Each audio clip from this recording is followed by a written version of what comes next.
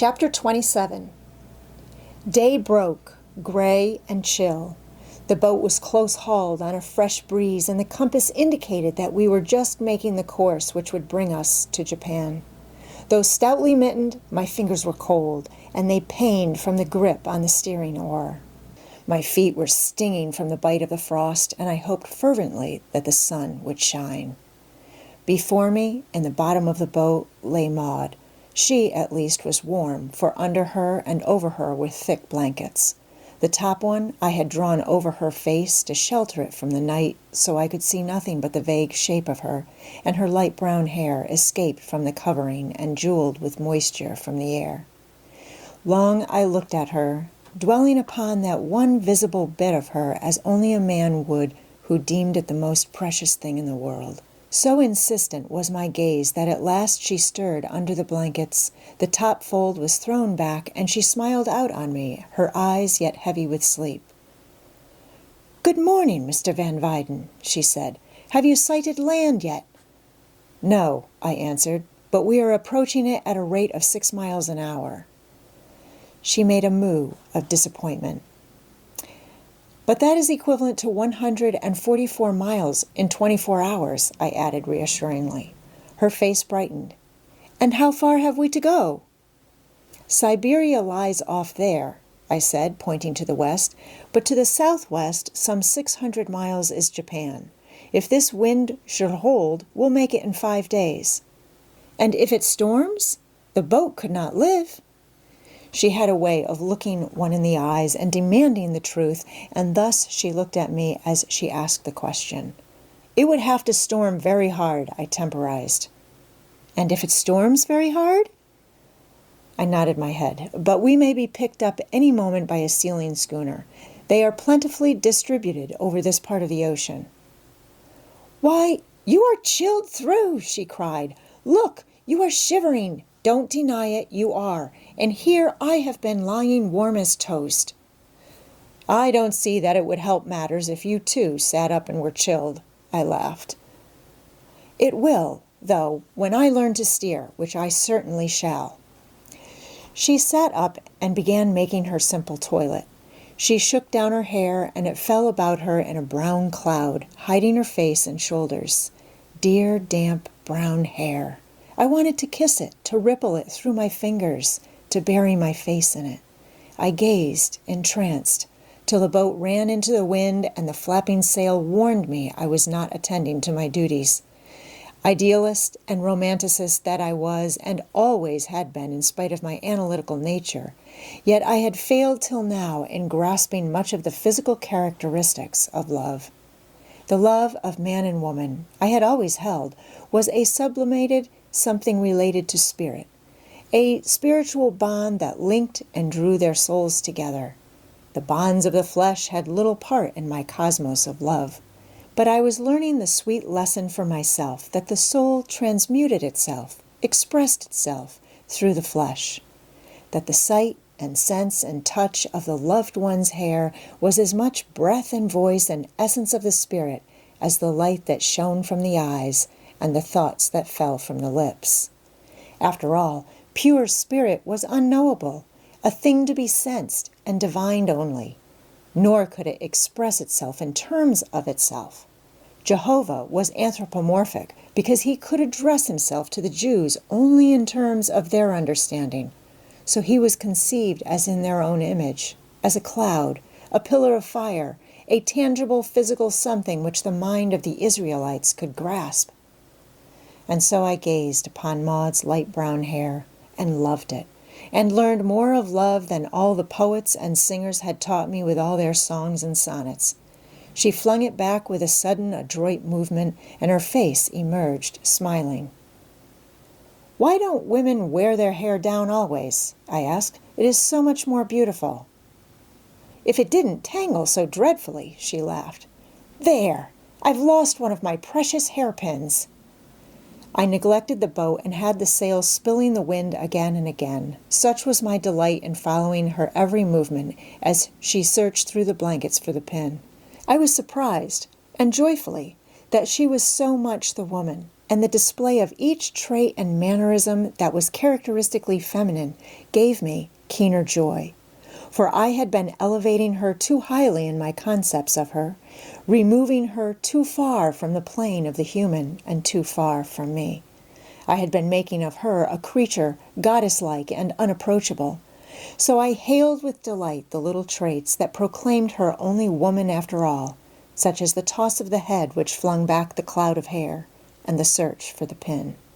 She was woman, my kind, on my plane, and the delightful intimacy of kind, of man and woman, was possible, as well as the reverence and awe in which I knew I should always hold her. She found the pin with an adorable little cry, and I turned my attention more fully to my steering. I proceeded to experiment, lashing and wedging the steering oar until the boat held on fairly well by the wind without my assistance. Occasionally it came up too close, or fell off too freely, but it always recovered itself, and in the main behaved satisfactorily. "And now we shall have breakfast," I said, "but first you must be more warmly clad." I got out a heavy shirt, new from the slop chest and made from blanket goods. I knew the kind, so thick and so close of texture that it could resist the rain and not be soaked through after hours of wetting.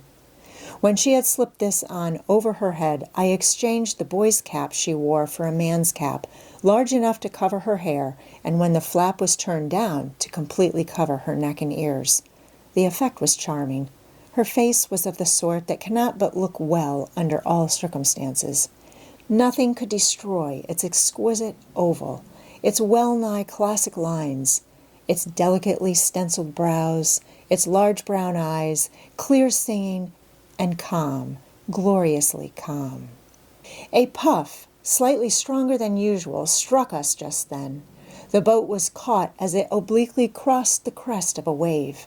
It went over suddenly, burying its gunwale level with the sea and shipping a bucketful or so of water. I was opening a can of tongue at the moment, and I sprang to the sheet and cast it off just in time. The sail flapped and fluttered, and the boat paid off. A few minutes of regulating sufficed to put it on its course again when I returned to the preparation of breakfast. "It does very well, it seems, though I am not versed in things nautical," she said, nodding her head with grave approval at my steering contrivance. "But it will serve only when we are sailing by the wind," I explained. "When running more freely, with the wind astern, abeam, or on the quarter, it will be necessary for me to steer." "I must say I don't understand your technicalities," she said, "but I do your conclusion, and I don't like it. You cannot steer night and day and forever, so I shall expect, after breakfast, to receive my first lesson, and then you shall lie down and sleep. We'll stand watches just as they do on ships." "I don't see how I am to teach you," I made protest. "I am just learning for myself. You little thought when you trusted yourself to me that I had no experience whatever with small boats. This is the first time I have ever been in one." "Then we'll learn together, sir, and since you've had a night's start, you shall teach me what you have learned. And now breakfast. My, this air does give one an appetite." "No coffee," I said regretfully, passing her buttered sea biscuits and a slice of canned tongue. "And there will be no tea, no soups, nothing hot till we have made land somewhere, somehow." After this simple breakfast, capped with a cup of cold water, Maud took her lesson in steering. In teaching her, I learned quite a deal myself, though I was applying the knowledge already acquired by sailing the Ghost and by watching the boat steerers sail the small boats. She was an apt pupil, and soon learned to keep the course, to luff in the puffs, and to cast off the sheet in an emergency. Having grown tired, apparently, of the task, she relinquished the oar to me. I had folded up the blankets, but she now proceeded to spread them out on the bottom. When all was arranged snugly, she said, "Now, sir, to bed, and you shall sleep until luncheon, till dinner time," she corrected, remembering the arrangement on the Ghost. What could I do? She insisted, and said, "Please, please," whereupon I turned the oar over to her and obeyed. I experienced a positive sensuous delight as I crawled into the bed she had made with her hands. The calm and control which were so much a part of her seemed to have been communicated to the blankets, so that I was aware of a soft dreaminess and content, and of an oval face and brown eyes framed in a fisherman's cap, and tossing against a background now of gray cloud, now of gray sea, and then I was aware that I had been asleep. I looked at my watch. It was 1 o'clock. I had slept 7 hours, and she had been steering 7 hours. When I took the steering oar, I had first to unbend her cramped fingers. Her modicum of strength had been exhausted, and she was unable even to move from her position. I was compelled to let go the sheet while I helped her to the nest of blankets and chafed her hands and arms. "I am so tired," she said, with a quick intake of the breath and a sigh, drooping her head wearily. But she straightened it the next moment. "Now don't scold. Don't you dare scold," she cried with mock defiance. "I hope my face does not appear angry," I answered seriously, "for I assure you I am not in the least angry." "No, no," she considered. "It looks only reproachful." "Then it is an honest face, for it looks what I feel. You are not fair to yourself nor to me. How can I ever trust you again?" She looked penitent. "I'll be good," she said, as a naughty child might say it. "I promise." "To obey as a sailor would obey his captain?" "Yes," she answered. "It was stupid of me, I know." "Then you must promise something else," I ventured. "Readily." "That you will not say, 'Please, please,' too often, for when you do, you are sure to override my authority." She laughed with amused appreciation.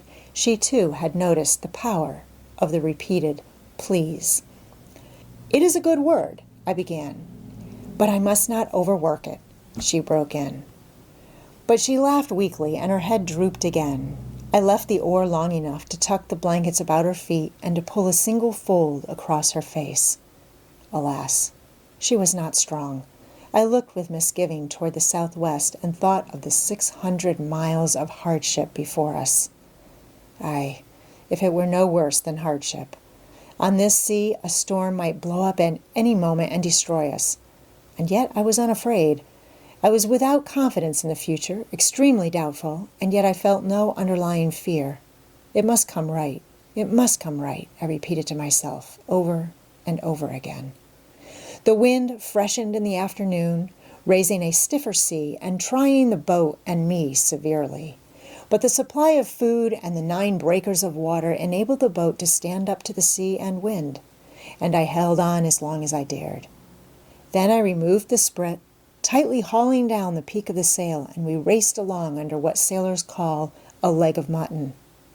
Late in the afternoon, I sighted a steamer's smoke on the horizon to leeward, and I knew it either for a Russian cruiser or, more likely, the Macedonia, still seeking the ghost.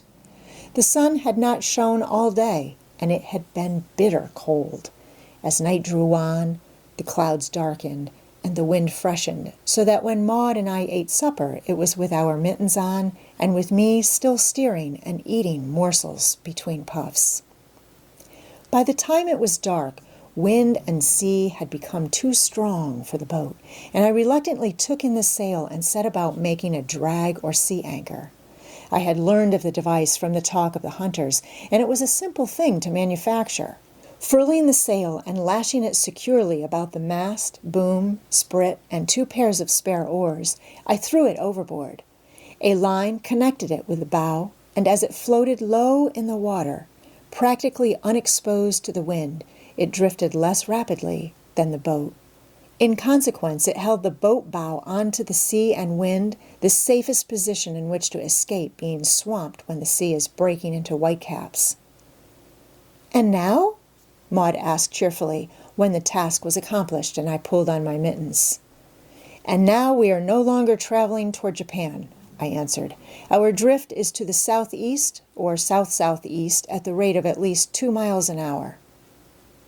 "That will only be 24 miles, she urged, "if the wind remains high all night." "Yes, and only 140 miles if it continues for 3 days and nights." "But it won't continue," she said with easy confidence. "It will turn around and blow fair. The sea is the great faithless one."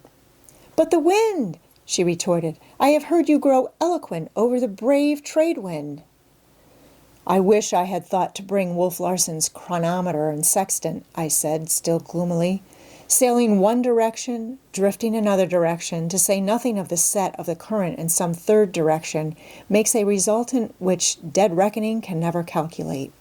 Before long, we won't know where we are by 500 miles. Then I begged her pardon and promised I should not be disheartened any more. At her solicitation, I let her take the watch till midnight. It was then 9 o'clock, but I wrapped her in blankets and put an oilskin about her before I lay down. I slept only catnaps. The boat was leaping and pounding as it fell over the crests. I could hear the seas rushing past, and spray was continually being thrown aboard. And still, it was not a bad night, I mused. Nothing to the nights I had been through on the Ghost. Nothing, perhaps, to the nights we should go through in this cockleshell. Its planking was 3/4 of an inch thick. Between us and the bottom of the sea was less than an inch of wood. And yet I aver it, and I aver it again. I was unafraid. The death which Wolf Larson and even Thomas Mugridge had made me fear, I no longer feared. The coming of Maud Brewster into my life seemed to have transformed me. After all, I thought, it is better and finer to love than to be loved, if it makes something in life so worthwhile that one is not loath to die for it. I forget my own life in the love of another life, and yet, such is the paradox. I never wanted so much to live as right now when I place the least value upon my own life. I never had so much reason for living, was my concluding thought, and after that, until I dozed, I contented myself with trying to pierce the darkness to where I knew Maud crouched low in the stern sheets, watchful of the foaming sea and ready to call me on an instant's notice.